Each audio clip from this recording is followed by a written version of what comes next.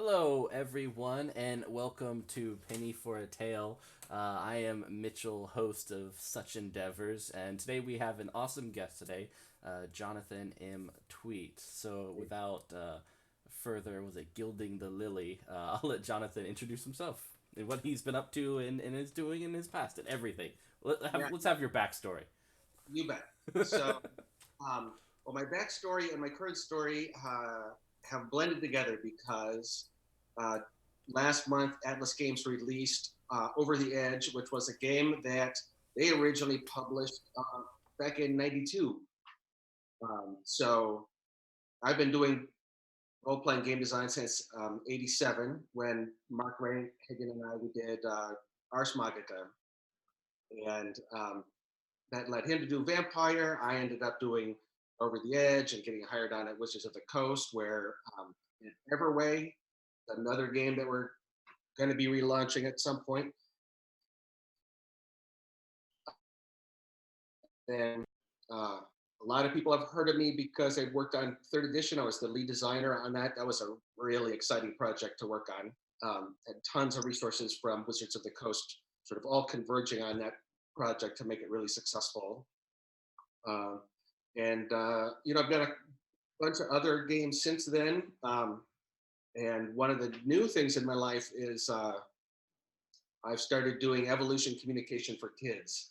So um, after years of working on a manuscript, I finally finished a book called Grandmother Fish, and it's the first book to teach evolution to preschoolers. And I enjoyed that enough that I turned around and did a pair of card games, Clades and Clades Prehistoric, also for kids, but grown-ups can play them. And that's they teach basic evolutionary relationships among animals. So now I'm sort of going back and forth between, my standard role-playing stuff that people know me for, and my new evolution for kids angle. Good time to be alive. It is, yeah. This is the glory years of role playing. Is Yeah, everything's just coming to a head, and there's so much on the market and so much creativity, yeah. collaboration. Everything is definitely an awesome time. I mean, Um, who knew, if you had told me 30 or 40 years ago that uh, people would learn to play Dungeons and Dragons in order to fit in middle school, I would have been pretty yeah, excited and maybe not believed it. So yeah, it's a good time. I know. I wish I could go back. Not middle school, but just playing. I think just that part. Yeah, So yeah, Jonathan, thank you for being on the show. As people can see on my left, is the book Over the Edge, which will kind of be what we'll be talking about today, and then afterwards we will be playing a one shot of it. I'm super excited. There's the book again. It's everywhere. They kind of spawn in random locations, but it's amazing. So the over the edge setting is very interesting to say the least. okay, What yeah, were some of your inspirations in developing the setting? sure. So I created the original Over the Edge campaign when I thought I was done doing game design. I had sort of a rocky breakup with my former best friend and business partner, and I didn't want to do role playing games anymore. I was selling mutual funds, and that was going to be my career. But I wanted to do role playing games um, uh, in my spare time for fun. And since it was just for me, I could make it as weird and as rules light as I wanted. I didn't have to worry about whether anyone else would like it. And that's kind of where Over the Edge came from. So one inspiration was um, Naked Lunch and the other work by William S. Burroughs. So Robin Laws, kind of as a thought experiment, said, well, what would William S. Burroughs role playing game be like? And for me, it became not just a thought experiment, but like, oh yeah, but this he turned me on to William S. Burroughs, and obviously that was a big inspiration. Another inspiration that no one has heard of is a game called Twilight's Edge that some random fan in my podunk little town in the Midwest invented and ran for me at a convention. Um, One of the things that it was modern day with supernatural and weird stuff. So in that way, it's like Over the Edge. but what struck me when we went to play it was my character was like a millionaire race car driver, martial artist. And I thought, you can't let someone play a cool character right away. They have to start at first level and be kind of worthless, and they have to build up to being anything special. Yeah. But then we played, it was like, this is a ton of fun. It's actually kind of fun to be an international millionaire race car driver martial artist. Right? And so that helped me sort of open my eyes and unclench a little bit. So when I introduced Over the Edge to my friends, I would just let them create whatever character they wanted. Mm-hmm. Uh, and they didn't have to know about the setting because it was the modern day and they were going to fly in an airplane to this weird island that they didn't have to know anything about ahead of time. They didn't have to know the rules because they were free form. They didn't have to know the setting. So they could just invent whatever character they wanted. And that freedom was really what the whole setting was for. So it is a really weird setting. It's got lots of really cool stuff. But what I want to emphasize is the whole point of that setting is to enable the imagination of the players, to let them create really interesting characters. And that's even more important than the setting. The setting is just there to serve that purpose. So yeah, the setting has weird things, you know, mutant centipedes and baboons and conspiracies and, you know, aliens and ancient supernatural curses and all the kind of stuff that you can think of all thrown together in sort of a dystopian uh, society that it's kind of like an exaggerated version of America, Yeah. where you know it's sort of tawdry and the culture is low and you know it's just a it's kind of a degenerate version of our society. Yeah, I adored reading it. Um, but like, what was the? I mean, you talked about the homebrew and some other things. Was there like a spark that truly kind of ignited this whole thing that kind of eventually came to this fully fleshed out world where like anything is possible and you can make anything? Yeah. So what's interesting is that when the game um, started, like it was just a campaign for my friends and me, and there wasn't that much to the setting. I made up stuff sort of as we went along, Hmm. um, because in the same way that the players can invent whatever they want, um, I, as the game master, could invent whatever I wanted. So a lot of the iconic stuff that's in the game just sort of appeared as out of play, right? And so there are two very different kinds of taxi services, and I just invented those because as soon as somebody said, you know, I tried to get a taxi from the airport, I wanted to give them a choice between, well, you can call this one or you can call that one, and then I had to um, almost to the level of farce, you know, create these very different options so that you're making a personal choice when you choose to go with Total Taxi or Giovanni's Cabs, right? Yeah.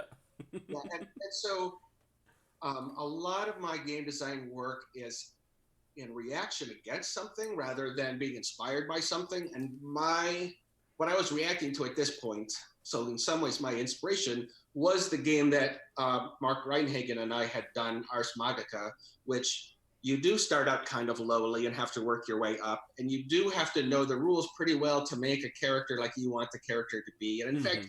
you kind of need to know something about Europe in the year 1198 if you want to create a character that's canonical and historically accurate.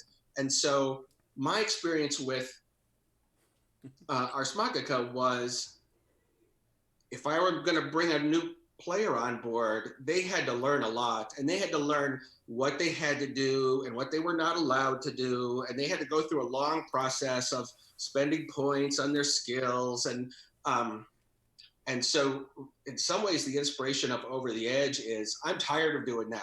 Yeah. I want to cut right to the fun. I want to say, hey, what kind of character do you want to create, and let people's imaginations go. Rampant and wild. So we have a question from chat. Resident Moon says, "What is the reward if the characters are already, and I quote, Bamf?" Yeah. Uh, So um, it's not a game about accumulating experience points or gaining gold pieces. Uh, you you do increase your abilities over time. It's a more freeform system, um, but one of the key features of the characters now is that when you create your character, you define what sort of trouble they get into. And if you look at lots of characters, especially in if you have something like a Star Trek or whatever, right? Captain Kirk is going to get in trouble because he's going to be tempted to break the Prime Directive when there's a pretty girl or something like that, right? And so it's the curiosity that gets the character in trouble, or it's the passion that gets them to fight for a lost cause or what have you. So in the new version of the game, you as a player define ahead of time, this is how I'm going to get screwed over. This is how I'm going to do the thing that's not maybe the same or whatever. So the reward is you get to sort of pursue these goals, and everyone at the table, instead of complaining, oh, you're the chaotic neutral rogue and you're throwing us off, it's like, well, no, your whole job as you're the character who really likes to collect weird tissue samples from bizarre mutants or whatever, and everyone knows that. And when you go off the rails a little bit in pursuit of that, you're playing your character and you're getting the kind of fun that everybody is sort of primed to already see you get. Yeah, definitely. And thank you for the question, Resident Moon. And for those in chat, feel free to ask away. I'll get to them as soon as possible. So the system uses d6s, and I have the dice right here. You got the official dice. That's Yeah, nice. I don't know if I'm gonna open it until I'm a player. Right? It's gonna be very important to me, so I'm waiting for that moment. um, but why did you choose the system as we know it, and kind of what was the process along that line?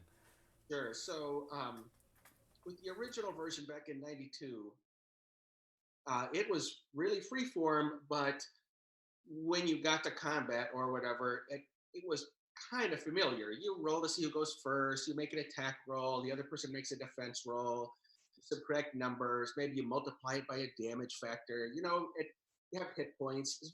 In that way, kind of standard round by round combat.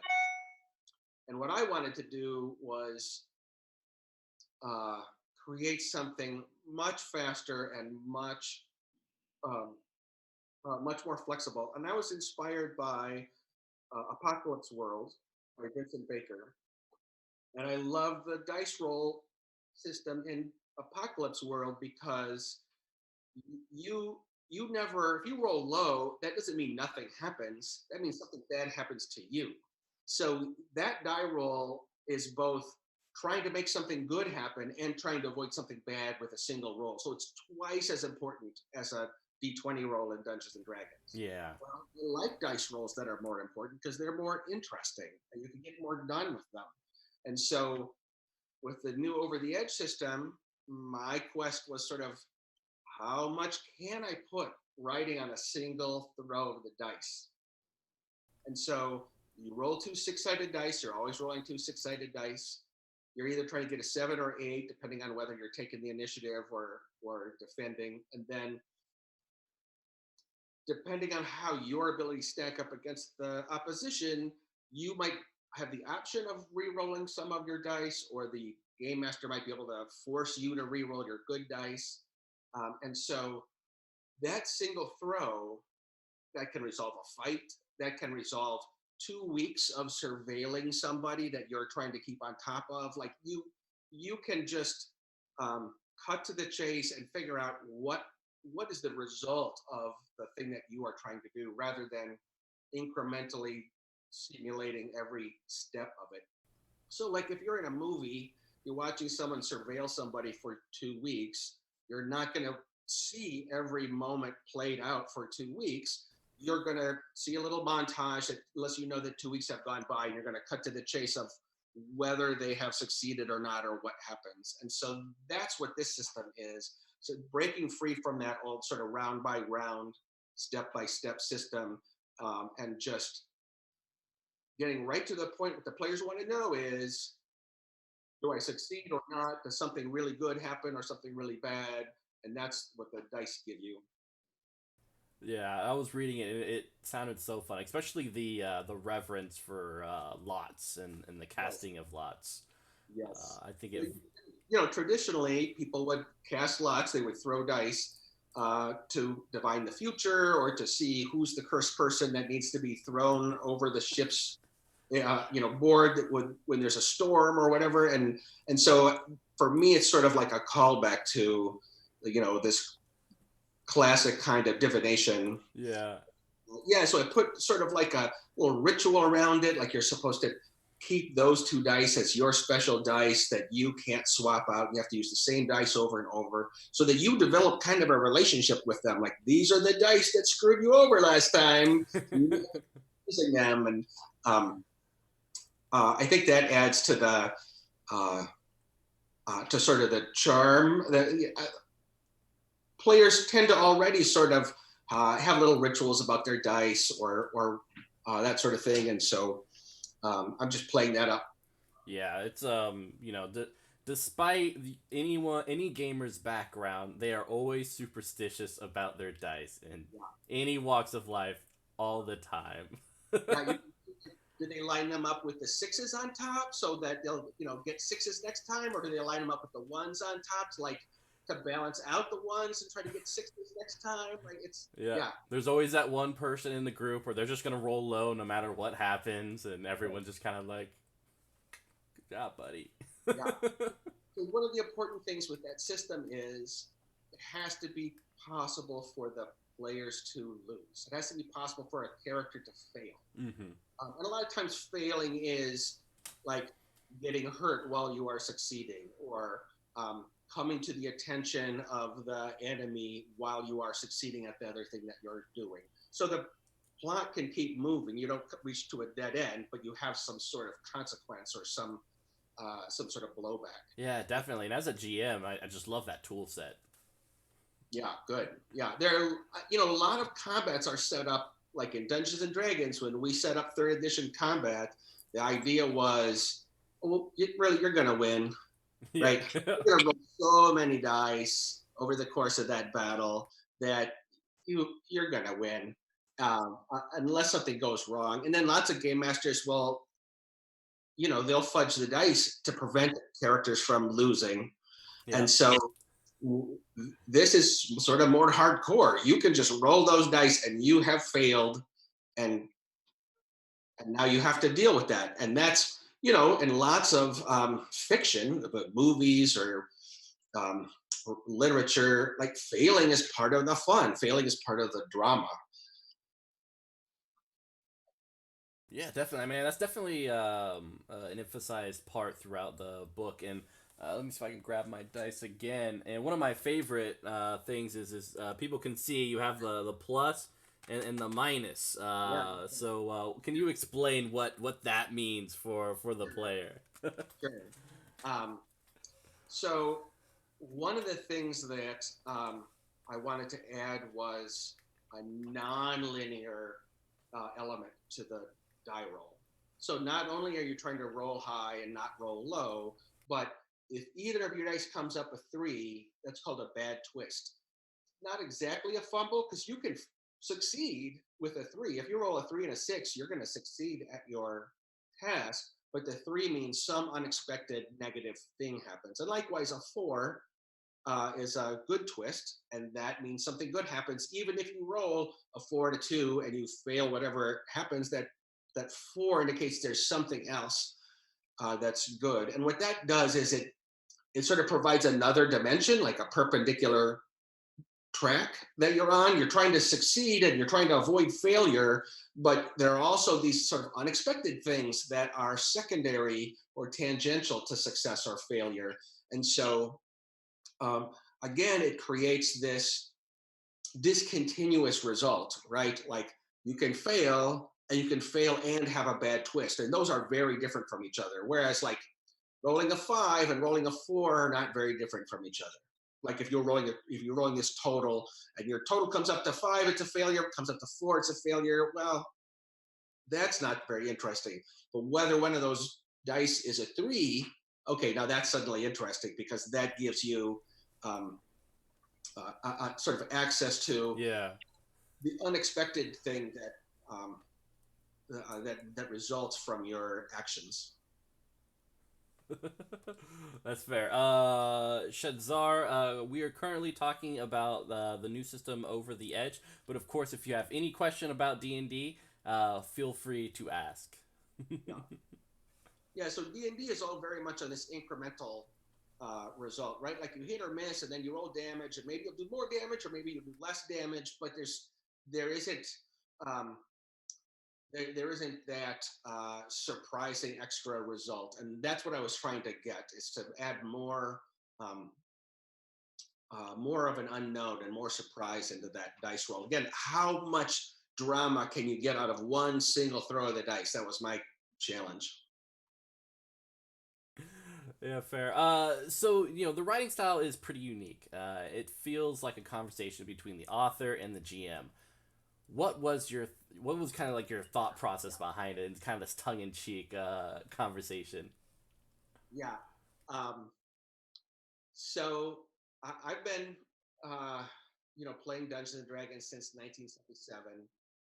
And a couple years ago, I bought um, an adventure, like a Judges Guild adventure that I had always wanted when I was a kid and couldn't afford, and now I bought it. I read it, and that in the introduction, the author speaks directly to the player or to the game master. Like, here's how I run encounters. I think you should run it this way and try that or whatever. And it and it reminded me that in the early days, it really was a hobbyist endeavor, right? That the people who were creating these adventures or games were hobbyists, sort of sharing their personal notes with the other hobbyists.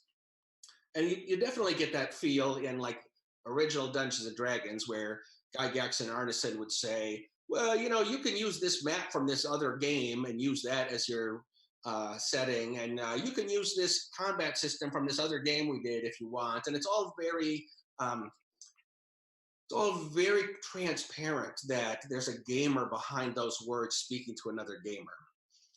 And over the years, games have become way more polished, and now there's sort of an authorial distance between the game designers and the listener. And in fact, if you're a corporation and you are running a line, you kind of don't want the individual authors to each have a voice. You want everybody to be able to buy whatever supplement that comes out from your game, and they'll get sort of the same voice.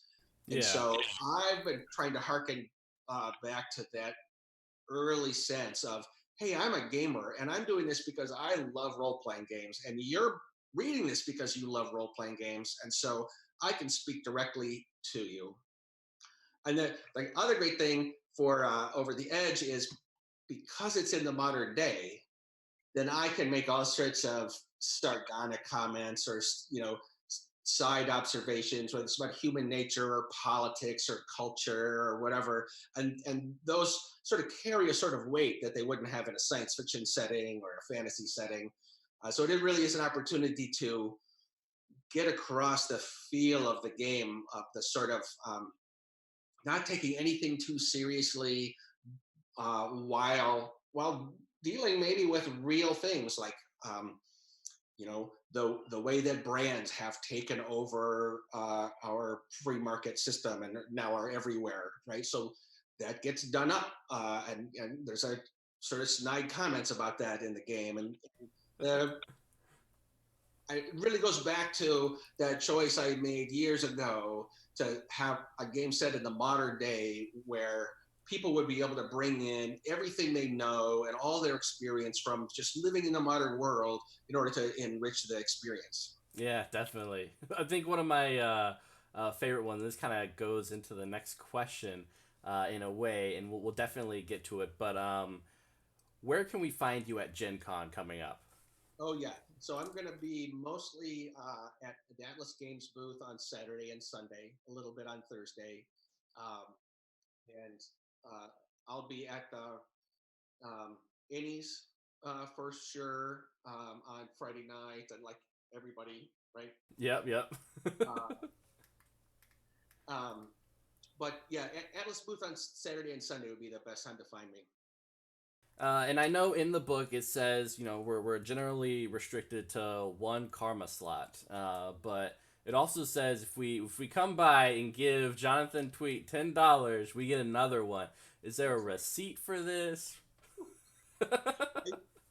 You know what? If you give me $10, I will write you up a receipt. Yes. Yes. I did do a little stint in free-to-play games where the corporation always gives you the opportunity to pay a little extra in order to get over the restrictions that the game designer has placed on you, right? And karma is sort of the group's good luck, and it's a benefit that you can draw on when you need to improve your roles.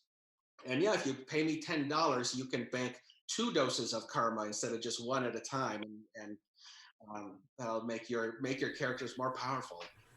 Yes. And also, send cash or the mail. That's no problem. Any of these things. It's definitely one of the things that kind of jumped out to me from the pages, which kind of definitely made it feel more like an author talking to the reader instead of the other games, which is just kind of like read this. It's the setting and stuff. That's right. And and that's in there one because it's funny to write. That was one of my most fun sentences.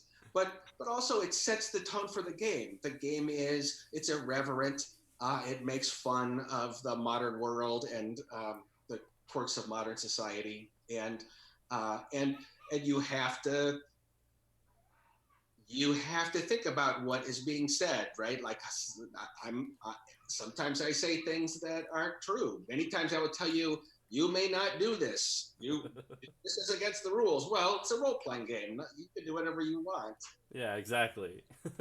Yeah, it was just as someone who reads a lot of these books, it was very refreshing to feel that to see that writing style. I'm glad you enjoyed it. I'm sure it had some people scratching their heads. Yeah. You're like, is there an address? Is this real? All right, so we're gonna hop back historically into your backstory.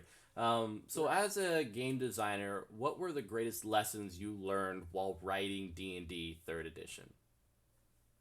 Yeah, so I came to really appreciate hit points.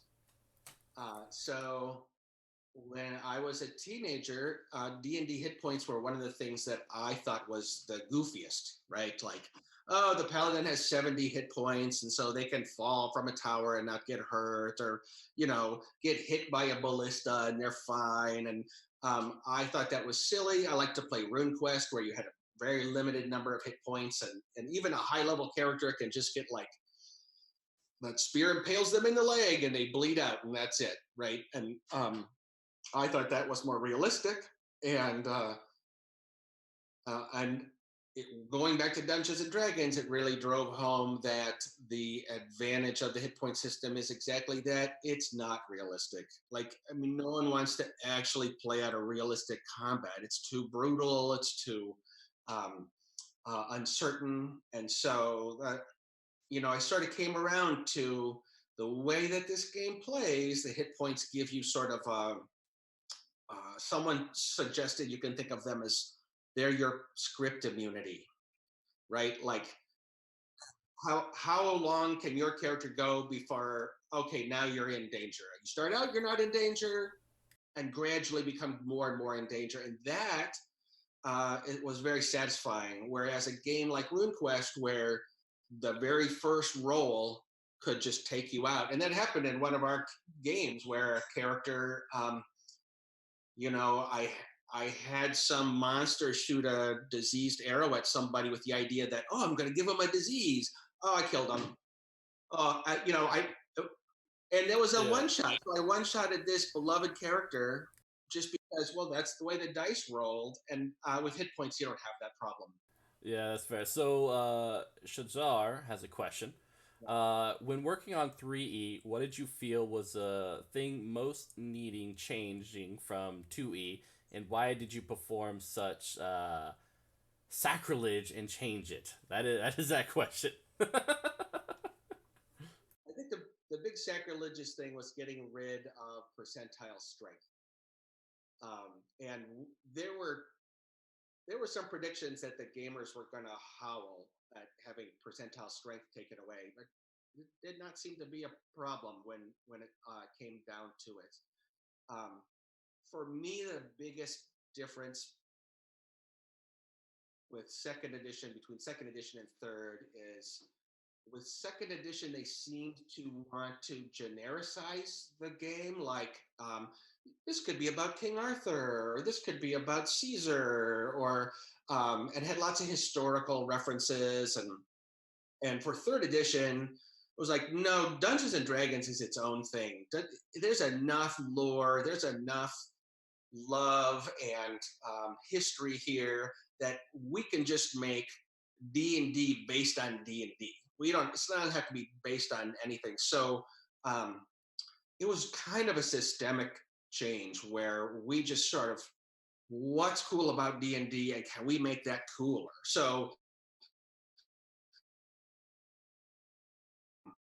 dwarves like axes. Okay, how about we give dwarves a really big axe that deals more damage? Oh, that's cooler, right? And so third edition was like, we're going to do D&D, only more D&D-ish. And second edition seemed more like, we're going to tame D&D and make it unobjectionable and generic so that you can sort of do anything with it. Definitely, definitely. And we got rid of Thaco. That's every once in a while there's still a complaint about it, but most people were very grateful to see that go away.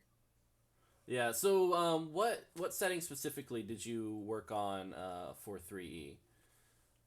So, setting wise, I was one of the people who was into using Greyhawk as the default setting. I felt like if nothing else, you wanted names for the deities. You didn't want God of Strength or whatever like you had in second edition, because it's just not that interesting. And so Greyhawk seemed like a good example for the default system or setting, especially because we could monkey with it a little bit. So the God of the Paladins in Greyhawk has originally had a battle axe as his weapon, which is cool if you already know what a paladin is and you know that they usually use swords, but in Greyhawk they use axes, right? But if you're coming to D&D and you want to learn what a paladin is like, you want to learn the default basic paladin that is going to be familiar with you, and that's a knight with a sword. Yeah. So we go in there and like, okay, this guy's favorite weapon is not going to be an axe anymore. It's going to be a sword. And there were some complaints about that from the people who were really tied to the Greyhawk setting. But the whole point of having a default setting is to support default level play and not get in the way. So that was the setting that I had really any influence on, and only with it as sort of the default. So, like, we got a new question from Shadzar again. How did you feel Eberron fit in a D&D with all the pre-existing settings, some like Red Steel and Birthright, which were already so similar from 2E era? Yeah, so I've never been a big fan of the setting. So I wrote for Dark Sun and I wrote for Maztica, and those are cool, but from a business angle, it seemed like a big mistake to take your audience and split it into, well, there's Dark Sun players and they'll never buy a Red Steel product, and there's Red Steel players and they'll never buy Forgotten Realms, or Hollow Earth, or whatever the different settings were, right? Maztica was part of the Forgotten Realms, but different because on a different continent.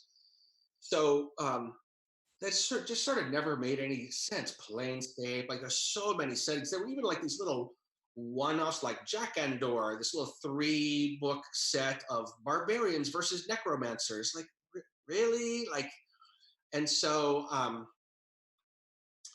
I like Eberron and I like Keith Baker, but it never seemed like the best idea to keep splitting the audience. Uh,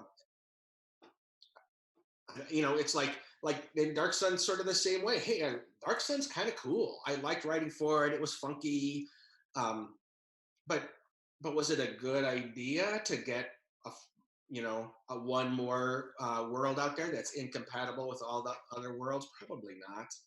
So one of the first things that Ryan Dancy did when he took over as the brand manager for Dungeons and Dragons was he would strip the logos off of products that were supposed to be destined for a particular product. So there was a product that was going to be for Ravenloft. It was a Ravenloft monster book, and he just said, take Ravenloft off of there and make it an AD&D monster book, and it sold better. Well, yeah. So so I like Eberron. I think it was cool that they did, the Bake Off and got a bunch of people to pitch their different products and um, but yeah, I'm not sure how much good it did the game line. Yeah. How does it kind of feel, working on third edition and then seeing it evolve from fourth to now 5e and then offshoots like Pathfinder? Yeah, yeah. Well, first of all, I'm really grateful to the Pathfinder people for keeping my version of Dungeons and Dragons alive when they went forth. Um, I mean, I didn't like where fourth was going from the beginning, uh, and I didn't make any friends in the R&D department telling people how much I didn't like how. Um, but with third edition, we tried to make it more D&D than ever. And with fourth edition, it sort of seemed like they were doing like, here's a whole new version of D&D the way we like it, right? So, like in the original player's handbook, there wasn't a build for the guy that hits somebody really hard with a two-handed weapon. Yeah. Well, lots of people want to play that guy, right? And so you had cool new things, tieflings, right, and the uh, warlocks, whatever. But they changed the alignment system. They got rid of chaotic good. Chaotic good is the most popular alignment. They got rid of it. Like that, they didn't seem to be doing things with the players in mind. They seem to be like, uh, here's a new way that we think will be a better way to play D&D. We Yeah. think the way you should play D&D. Now they did a bunch of really great stuff mechanically. Like I think the healing surges really took the pressure off the clerics. Clerics are impossible to balance um, because they carry around so much of what the other characters are relying on in terms of healing. And so if a cleric is balanced with another class, then they're going to give up so many of their spells to their friends that they feel weak to play. And if Yeah. they're built strong enough so that you can heal a bunch of people and still be a powerful character, well, now you're too powerful, and the best class or best party is four clerics because powerful as a regular character, plus they each have a bunch of healing. Well, you can't balance that.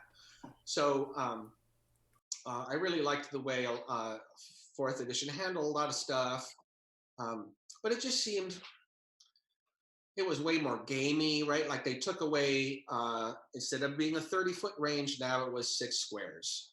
Yeah. So it takes you one step away from feeling like you are in the world. And yeah, I was not too surprised that it didn't, that the reception wasn't great. I think fifth edition is marvelous. And sometimes I wonder how close we could have come in the year 2000 to doing something like fifth edition that was more streamlined. Yeah.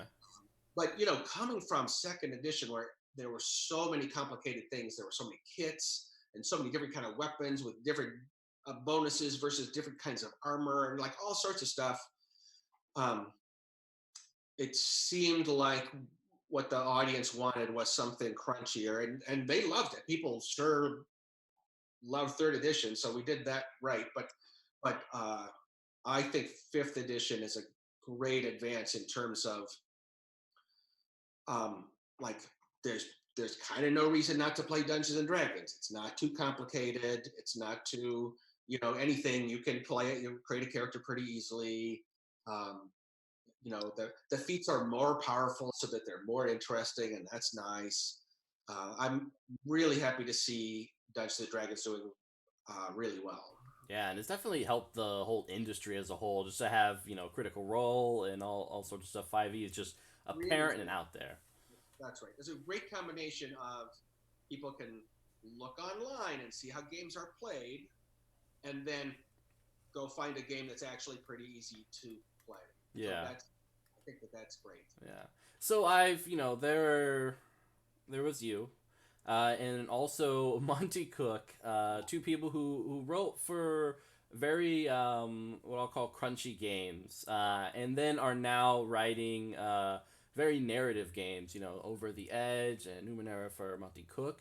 Um, why do you think that is? Is it, or do you feel like you'll maybe one day write again for a crunchy system, or is this just a preference over time? So if you look at my history, I've done both, right? So Ars Mm-hmm. Magica is super crunchy, in a lot of ways crunchier than Dungeons and Dragons. Mm-hmm. But then I did Over the Edge, super freeform. I did Everway, right? So that's the game where you use cards to like define what your character is going to be, and very visual. Um, so that was one of the least crunchy games around. Um, and then after Dungeons and Dragons, I did a D20 version of Mm-hmm. Gamma World called Omega World, which medium crunchy, lots of cool stuff and big explosions. So that was fun. Um, Personally, I don't have a lot of interest in taking a long time to do a combat or to do a Mm-hmm. scene or whatever. Like I want to focus on what the characters choose and then see what happens based on that choice. I'm kind of tired of rolling 20-sided dice over and over and over again. Like, okay, we've decided to have this fight. Now we're gonna sit here and we're gonna, do this thing over and over again until we see how many hit points we lose in having the fight. Well, um, I would. So yeah, I want things to be more freeform and faster. And I can imagine sort of Monty going through the same thing. He did his big D20 stuff, like he Mm-hmm. Iron Heroes by Mike Merles and whatever. And but I think we have seen what happens when you try to get crunchier and crunchier, because we remember games from the 80s and 90s that were super complicated. I know Monty used to work on Rollmaster, Yeah. and there's just once you kind of see how these games work, you can find ways to emphasize the imagination and the story, and get a lot more of what you're looking for with less work, basically. Yeah, definitely. Well, it's much appreciated. Definitely love the things people have been putting out within the last couple of years. Yeah, there's a lot of great stuff out there. Mm-hmm. And the whole indie movement, Ron Edwards and Vincent Baker and that crew, they've really done a great job. Luke Crane of Mm-hmm. sort of challenging what people expect from a role playing game. So you're working on other projects now, and specifically, as you kind of mentioned before, relating to educating people about evolution, namely grandmother fish and was it Clades? Am I saying that right? Blades. Right, Clades. Blades. So what is it that inspires you to create games around this subject? Yeah, so I've done two evolution projects for kids now, and one is a book, right? So it's the first book to teach evolution to preschoolers, and then the other is a card game, and that is Clades, like you said, and that teaches evolutionary relationships among animals. Um, so when my daughter was little, she's 24 now, but when she was a preschooler, I wanted to tell her where we came from. Like parents throughout history around the world have always told their kids where we came from. And if you go to a bookstore, you can find Adam and Eve books for little kids, but there was nothing that would explain Darwin to a preschooler. So I started working on it. I thought, well, I'll do it. I'll make that book. And I worked on it for 15 years until I finally sort of had the inspiration of what the book needed to make it really work. And then luckily by then there was Kickstarter. So I found out and we went on Kickstarter and raised $30,000 and self-published and sold out. And now we got picked up by Macmillan. And so Grandmother Fish, it's sold around the world now. It's in Italian, it's in Chinese, it's going to be in Japanese. So the inspiration was, we know where we came from now. Like, and if you put 15 years of work into it, you can figure out how to teach that to a preschooler. Yeah. I put 15 years of work into it and figured out how to teach that to a preschooler. I want kids to go to kindergarten knowing things that Aristotle did not know. Right? Like we know we're a tiny little dot of a planet circling a little spark of a star in a vast universe of nothingness, populated by tiny other little sparks. We know that. We know that the Earth has been here for billions of years, and that there used to be dinosaurs, and that there's DNA in our cells that controls what kind of proteins get made. And like, wow, we know so much about who we are and what the universe is. And now the trick is teaching that to kids. And that's where I came in. And I did enough research on evolution to do Grandmother Fish that that's what inspired Clades, the card. So one of the things that I learned is what a clade is and how to pronounce it, right? So a clade is a branch of the family tree. So if you look at crustaceans, that's a category, but it's not a clade because one branch of the crustacean family is insects. Mm-hmm. Insects don't count as crustaceans, so the term crustacean means this branch of the family tree minus insects. Mm-hmm. If you put the whole tree together, you add insects into there, now you've got pancrustacea, they call it. That's the clade of all the animals ever evolved from that original population of crustaceans, including all the hexapods. So that concept of what a clade is really powerful. And if you can teach that to kids and they understand, oh, birds and lizards go together, and turtles, they're all sauropsids, right?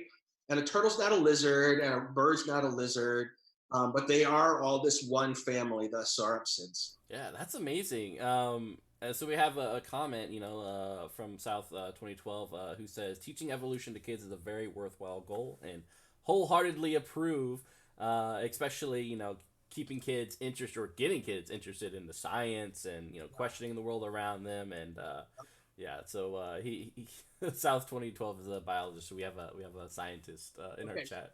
The story on that is my original idea for what to do with this book was I was going to pay to self-publish it as a digital product out of my own money, and it would have like low production values, but then I could say, well, I got my book out, and that's the thing that I really wanted to do. But when I would tell people, especially parents, that I was doing an evolution book for kids, their eyes would light up. Okay, I'm on to something. This is not just my pet project. There's a lot of people out there who would respond to this. So it's got to be a beautiful hardback book that people can buy for their kids. It can't just be a crappy digital thing that I'm trying to make cheaply. Yeah, definitely.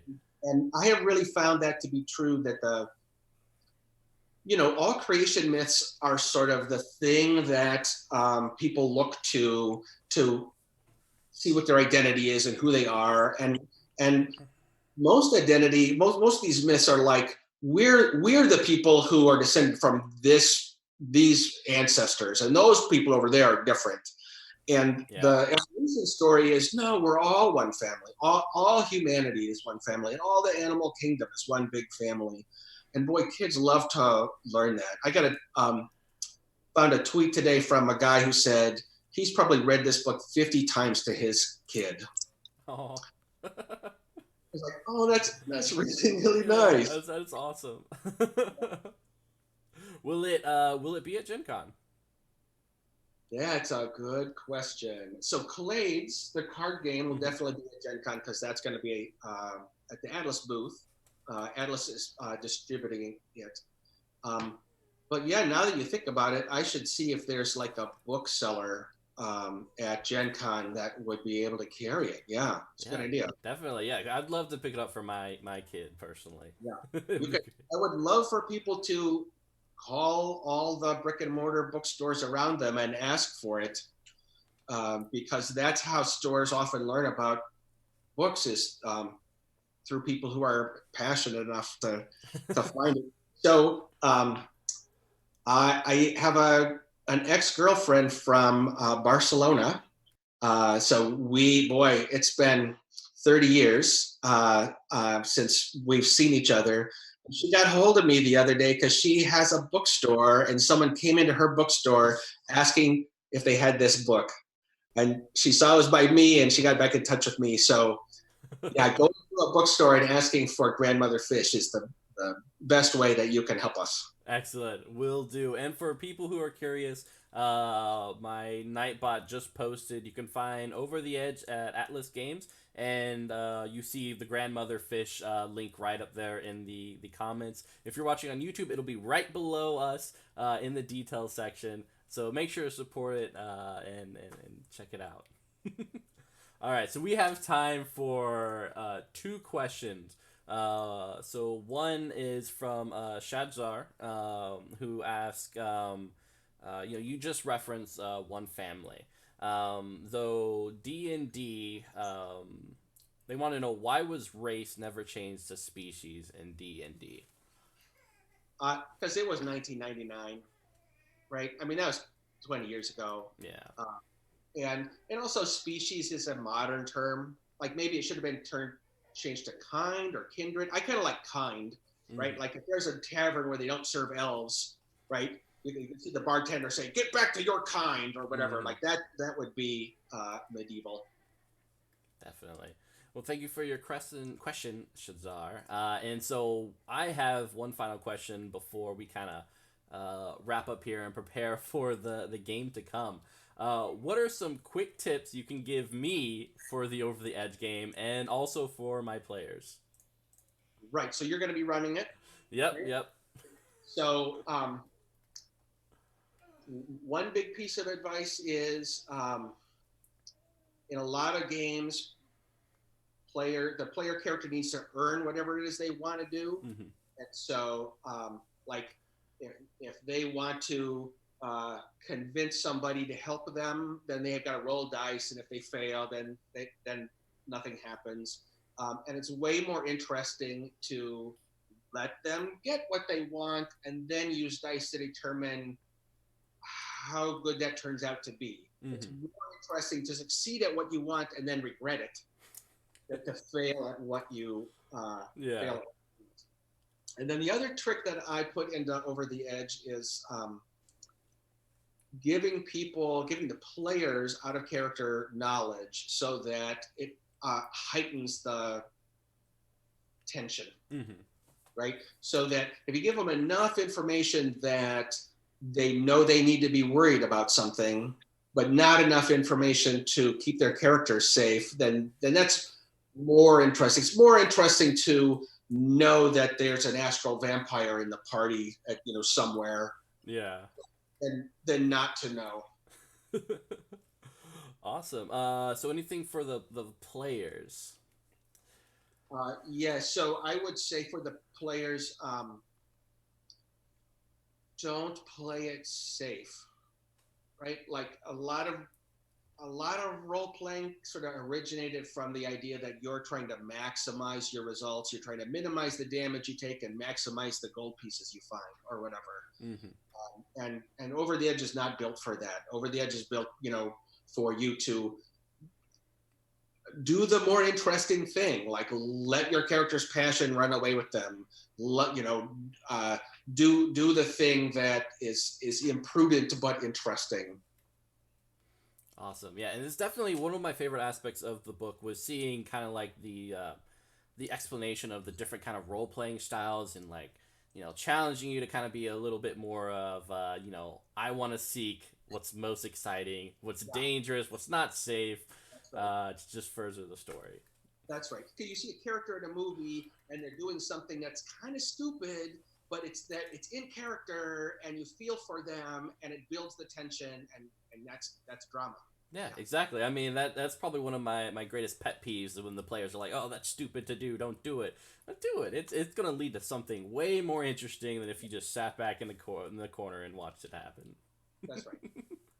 All right, guys. Yeah, go ahead. Part of the one plug, which is Of just course. so Over the Edge came out in June, and there's a exciting anthology of 5 scenarios that's going to come out in October called Welcome to the Island. So I've got a adventure in there, and Justin Alexander, who Oh. is running the whole line, he's got one, and he's got a really good idea, which is he wants situations and not plots. He wants things where things can happen, but not a rigid line that's Mm-hmm. of things that are going along. And he has sort of gone back to the blackboard to figure out how to create the best story hooks to get characters involved in scenarios. And I'm really looking forward to seeing how this turns out. Awesome. Well, that answered actually maybe your psychic. What was it? South 2012 was like, what are some supplements that are coming out? Uh, so definitely. Curious. So one more question, then we'll head out. Shazar asks, is Over the Edge expected to be released on like Fantasy Grounds or Roll 20? Whoa. That's a question for the publisher. Maybe I'll talk to them at Gen Con about that. Yeah, Good interesting. question. Yeah. All right, guys. Thank you very much. Make sure to once again check out through the comments atlasgames.com as well as grandmotherfish.com. Make sure to support Jonathan Tweet as he's going through his journey. Check him out over at Gen Con. Check out the booth. Check him out over at the Innies.